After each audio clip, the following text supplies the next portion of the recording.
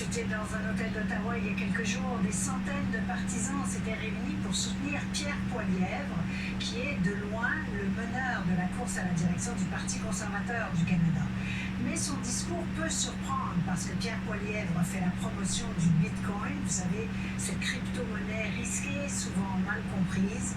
Un message qui trouve écho auprès de ceux qui se sentent exclus du système. D'abord, voyons les explications de Christian Noël. Pour la première fois, il va faire une vente en Bitcoin. Bitcoin au restaurant. Je suis ici pour acheter mon shawarma avec du Bitcoin. Bitcoin dans les rassemblements. Et sur des chaînes YouTube spécialisées dans les crypto-monnaies. Celui qui aspire à devenir chef du Parti conservateur veut faire du Canada la capitale internationale du Bitcoin. Pourquoi? C'est intéressant. Simon Guindon investi en bourse à temps perdu. Le message de Pierre Poilievre l'interpelle.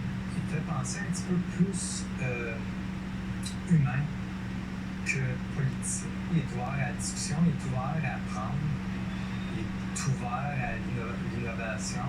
Il vante lui aussi les vertus de la crypto-monnaie. C'est innovateur. C'est de donner le contrôle à l'individu et non au gouvernement et aux banques. Et on va permettre les gens la liberté de choisir leur propre monnaie. Pierre Poilievre blâme la Banque du Canada pour l'inflation et prétend que le Bitcoin peut protéger les gens contre la hausse du coût de la vie. Une perception erronée, selon cet expert. Une adoption du Bitcoin à plus grande échelle ne signifie pas que ça deviendra le moyen ultime de contrer l'inflation. C'est quand même dangereux le jeu qu'il est en train de faire parce qu'il est en train de miner la confiance dans les institutions financières et bancaires.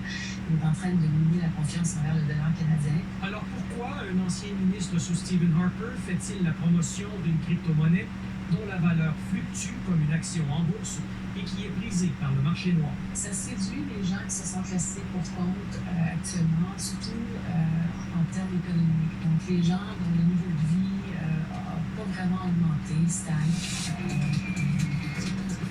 Donc un message populiste qui fait notamment écho aux frustrations exprimées par les camionneurs. D'ailleurs, les organisateurs du convoi faisaient la promotion du Bitcoin pour ramasser des dons sans interférence du gouvernement. Puis le fait aussi qu'ils ont gelé les comptes de banque, je suis pas d'accord. Je trouve que ça a compromis la confiance que les gens avaient dans le système bancaire. L'objectif de Pierre Poilievre est aussi stratégique pour faire le plein de sympathisants dans la course à la direction. C'est un hameçon, c'est une accroche. Il y a beaucoup d'électeurs qui souvent ne se sentent pas interpellés par le discours politique. Avoir un sujet qui est aussi ciblé que les crypto-monnaies, on rentre dans un cercle qui est quand même assez fermé, mais qui est avec des membres, des futurs membres qui peuvent être très motivés. Quand ils voient un enjeu comme ça qui les interpelle. C'est pas un point qui est critique face à moi, mais c'est comme une valeur ajoutée. Le discours de Pierre Poilievre pique la curiosité de Simon, qui a voté pour Justin Trudeau en 2015. Mais j'étais pour la légalisation de la marijuana, parce que encore là, c'était proactif. Pour lui, le message à propos de la crypto-monnaie est attrayant pour les mêmes raisons. D'ici la semaine prochaine, je vais être membre conservateur. Juste pour pouvoir donner mon vote. Pierre Poilievre attire donc les partisans du Bitcoin, mais sa campagne n'accepte pas les dons en crypto-monnaie pour le moment. Ici Christian Noël, Radio-Canada.